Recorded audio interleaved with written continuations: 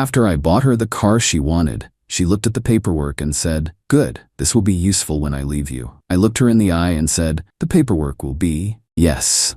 Then I showed her the fine print on the loan agreement I had her sign, making her 100% liable for all payments. The dealership repossessed the car in 3 months. So here's the thing about me. I'm a planner. I'm not exciting. I don't make spontaneous decisions. I'm the guy who has a 5-year financial plan, who contributes the maximum to his 401k, and who thinks a wild Friday night is getting a pizza and rebalancing my investment portfolio. I find comfort in stability. I spent my 20s living like a monk to save up and build a secure life for myself. My girlfriend Ashley was the complete opposite. She was all about the now. She lived for the brunch photo, the designer handbag, the weekend getaway. I thought we balanced each other out. I was the foundation, and she was the beautiful, exciting house being built on top of it. It's a nice thought, right? The problem is, I was the only one doing any of the building. We'd been together for 2 years, living in an apartment that I paid for. She worked part-time at a high-end clothing store, which was perfect for her, because it gave her a great discount and just enough money to fund her social life. I handled the rent, the bills, the future. I didn't mind, honestly. I loved her, and I thought we were a team heading in the same direction. I was just the one driving the bus while she was in the back, taking selfies. The trouble started with her car. Her old beater finally gave up the ghost, and suddenly getting a new car became her singular obsession. And she didn't just want a car. She wanted the car. A gleaming white luxury SUV with a panoramic sunroof and a price tag that made my eyes water. It was a car for a person with a 6-figure salary, not a part-time retail job. For months, it was all she talked about. She would leave browser tabs open on my laptop showing the car's specs. She would point them out on the street. "Isn't that our car, babe?" she'd say. It was never my car. It was always our car. I'm not a fool. I knew buying that car was a terrible financial decision, but she was relentless. It became the measure of my love for her. If I really loved her, I would find a way. If I didn't, I was being cheap and unsupportive. I was tired of the constant pressure, the subtle guilt trips, the pouting. So I finally gave in. But I wasn't going to do it stupidly. If she wanted to live the life of a high-earning adult, she was going to have to take on some of the responsibility. Her credit was terrible. A few maxed-out store cards and a history of late payments meant she couldn't get a loan for a toaster, let alone a $60,000 car. My credit, on the other hand, is pristine. This was the basis of my plan. I sat her down and laid out my proposal. "Okay, Ash," I said. "You want the car. I get it. Here's the deal. I will help you, but I'm not buying it for you. We will go to the dealership. I will put down a significant down payment to make the loan manageable. But the loan itself has to be in your name. You will be the sole borrower. You will be responsible for the monthly payments and the insurance." She looked at me, a little confused. "But I can't get a loan by myself. My credit isn't great." "I know," I said. "That's where the down payment comes in. I'll put down $20,000. That's a huge chunk of it. It will lower the amount you need to finance and will make the bank much more likely to approve you, even with your credit score. It's the only way this works." Her eyes lit up. All she heard was, $20,000, and you can get the car. She didn't care about the details. She just wanted the prize. She threw her arms around me, telling me I was the best boyfriend in the world. I just smiled. The plan was in motion. A few days later, we were at the dealership. The air smelled of new leather and desperation. Ashley was practically vibrating with excitement. I had already spoken with the finance manager, a guy named Dave, and had explained the situation. He was a straight shooter and seemed to appreciate the careful planning. When it came time to do the paperwork, Dave led us into his office. He had a mountain of forms on his desk. "Okay, folks," he said. "Standard procedure. Ashley, since you're the sole applicant for the loan, most of this is for you." He slid the main loan application over to her. She started signing away, her eyes glazed over with visions of her new sunroof. While she was occupied, I pulled a separate folder from my briefcase. "Ash," I said, pulling out a 2-page document. "This is just a simple agreement for us. My lawyer drafted it. It just formalizes that the $20,000 down payment I'm providing is a personal loan from me to you to be used for this car. It states that you're solely responsible for all payments and insurance, and that if we ever break up, the personal loan becomes due. It's just to protect my investment. Standard stuff. I handed her the document. She barely glanced at it. Her mind was already on the road. Yeah, okay, whatever you need, she said, scribbling her signature on the bottom without reading a single word of the fine print. I signed my own name, took my copy, and put it safely back in my briefcase. An hour later, we were driving home in her brand new, gleaming white SUV. She was ecstatic, taking videos for her Instagram story, playing with all the buttons. I was quiet. I felt a strange sense of calm. The trap had been set and baited. We got back to the apartment. She was on a high, running her hands over the leather seats, admiring her reflection in the shiny paint. She grabbed the folder with all the dealership paperwork. She was leafing through it, a huge, triumphant smile on her face. She looked at the main loan document, the one with her name and only her name listed as borrower. She looked up at me, her smile turning into a smug, condescending smirk. "Good," she said, tapping the paper. "This will be useful when I leave you." The words just hung there in the air. It wasn't a joke. It was a confession. It was a statement of intent. She thought she had just secured a massive asset, a luxury car that she believed I was ultimately on the hook for. She thought she had played me. I looked her straight in the eye. My heart wasn't pounding. I wasn't angry. I was just ready. "The paperwork will be..." "Yes," I said. I walked over to my briefcase and pulled out my copy of the other document. The one she hadn't read. "You should have read the fine print, Ashley," I said, handing it to her. "This is the agreement you signed. The one that makes you 100% liable for every single penny of this car, including the $20,000 personal loan from me that's due in full upon our separation, which, by the way, just happened." I watched her read it. I watched the smug smirk melt off her face. I watched her eyes widen in horror as she realized what she had done. The beautiful new car in the driveway wasn't a prize, it was an anchor, and she had just willingly chained it to her own leg. Update 1. The immediate aftermath of the paperwork revelation was a scene of pure, glorious chaos. Ashley's brain seemed to short-circuit. She went from triumphant queen to cornered animal in about 30 seconds. "What is this?" she stammered, shaking the paper at me. "This isn't legal. You tricked me." "Tricked you?" I asked, raising an eyebrow. "I presented you with a document." I explained what it was. A personal loan agreement to protect my $20,000 investment. "You signed it. A legal adult of sound mind and body, signing a contract. It's the most legal thing in the world."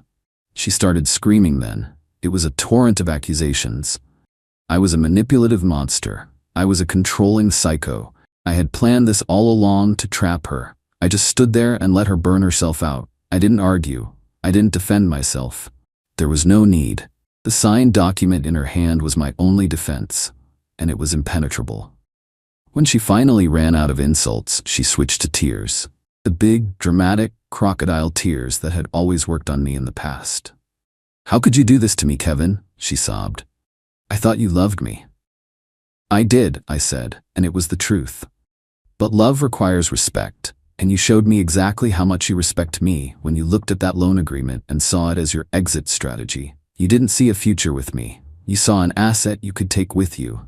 I just made sure you'd be able to afford it." The crying stopped. The reality of her situation was beginning to crash down on her. The car payment was over $800 a month. The insurance for a new luxury vehicle with a driver who had her credit history was another $400.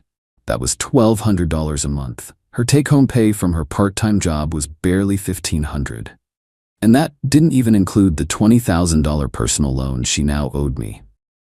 She spent the rest of the night making frantic phone calls. First, she called the dealership. The finance manager, Dave, patiently explained to her that the deal was done, the contracts were signed, and the car was legally hers. Then she called the bank. They told her the same thing. The loan was approved, it was in her name, and her first payment was due in 30 days. The next day, she tried a new tactic. She called her parents. I was in the other room, packing my things, but I could hear her side of the conversation. She was spinning a wild tale of how I had forced her to buy a car, how I had trapped her in debt, how I was trying to ruin her life.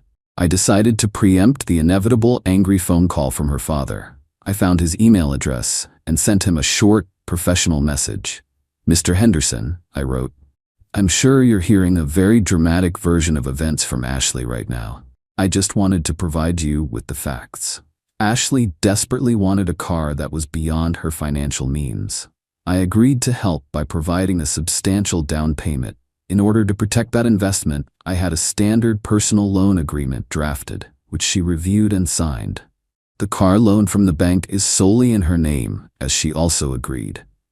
Yesterday, immediately after the purchase, she informed me that she saw the car as an asset she could use when she eventually left me. I have therefore ended the relationship. I've attached a copy of the personal loan agreement she signed for your review. I am sorry that it has come to this." I attached the scanned PDF of the agreement. I knew her father was a small business owner. He understood contracts. He understood liability. I never got a call from him. But about an hour later, I heard Ashley screaming into her phone again. "What do you mean you're not going to help me? Dad, he tricked me. It's not my fault." It seemed her last line of defense had crumbled. I finished packing my personal belongings. I had already found a new apartment to move into. I wasn't going to kick her out of the one we shared. That would be too messy. Instead, I was just going to leave. But not before making one last logistical change. I called the utility companies and the internet provider. I informed them that I was moving out and that I was terminating my accounts. If Ashley wanted to have electricity, water, or Wi-Fi, she would have to apply for them herself, with her own credit score. I left that evening. I left her a note on the counter with a copy of the signed agreement and a payment schedule for the $20,000 she owed me. As I walked out of the apartment for the last time, I took a look at the gleaming white SUV in the parking lot.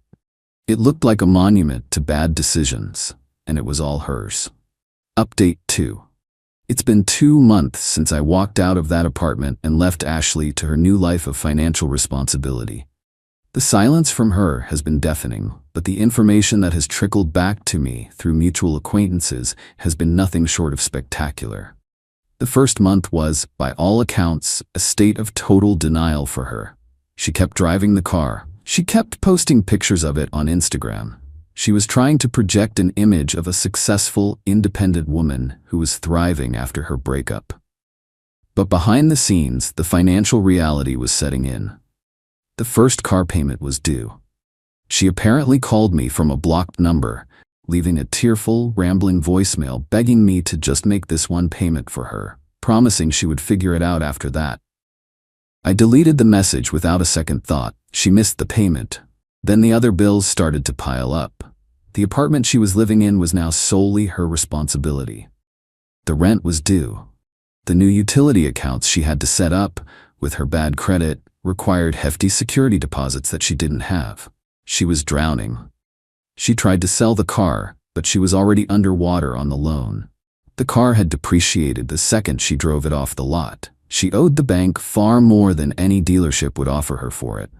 Selling it would mean writing a massive check she couldn't cash. She was trapped. The smear campaign I had expected was short-lived and ineffective. She told her friends that I was a monster who had saddled her with debt. But her story had a fatal flaw. She was still driving the $60,000 car. It's hard to play the victim when you're cruising around in a luxury SUV. A few of our mutual friends actually reached out to me, and I calmly explained the situation, even showing one of them a copy of the agreement she had signed. The narrative quickly shifted from "he trapped her" to "she made her bed. Now she has to lie in it." The best part came from her parents. Her mother apparently called my mother to try and plead her daughter's case. My mom, who is a sweet woman but has a spine of steel, listened patiently and then said, "It sounds to me like your daughter tried to take advantage of my son's kindness, and for the first time in her life, it didn't work. This is not his problem to solve." The conversation ended there. The second car payment was due. She missed that one too. The bank's calls became relentless. The letters started turning from friendly reminders to stern warnings. Her credit score, already in the gutter, was now in the sewer. The shiny car was no longer a status symbol. It was a source of constant, crippling anxiety. She stopped driving it as much, likely because she couldn't afford the gas. The Instagram post stopped. The facade was crumbling. I didn't feel a shred of guilt. I felt a profound sense of relief. Every late payment notice she received was a consequence of her own words, her own intentions. She had looked at my kindness and seen a weakness to be exploited. She had looked at a partnership and seen a payday. I hadn't trapped her. I had simply handed her the bill for her own character. Final update. The end of the story came exactly 93 days after I drove away from our old apartment. It came, as I knew it would, in the form of a tow truck. A friend of mine who lived in the same apartment complex as Ashley sent me a text on a Tuesday morning. It was a picture. It showed the gleaming white SUV being hooked up to a tow truck, its front wheels lifted ignominiously off the ground. The caption on the text was simple: "Justice is served." After 3 missed payments, the bank had finally initiated the repossession. The symbol of her arrogance and deceit was being unceremoniously hauled away in the middle of the day for all her neighbors to see. The financial fallout for her has been catastrophic. A repossession is one of the most damaging things that can happen to a credit report. It's a bright red flag that screams financial irresponsibility. She won't be able to get a loan for anything for the next 7 to 10 years. And it gets worse. The bank will sell the car at auction for a fraction of what she owes. They will then sue her for the difference, the deficiency balance, which will likely be in the tens of thousands of dollars.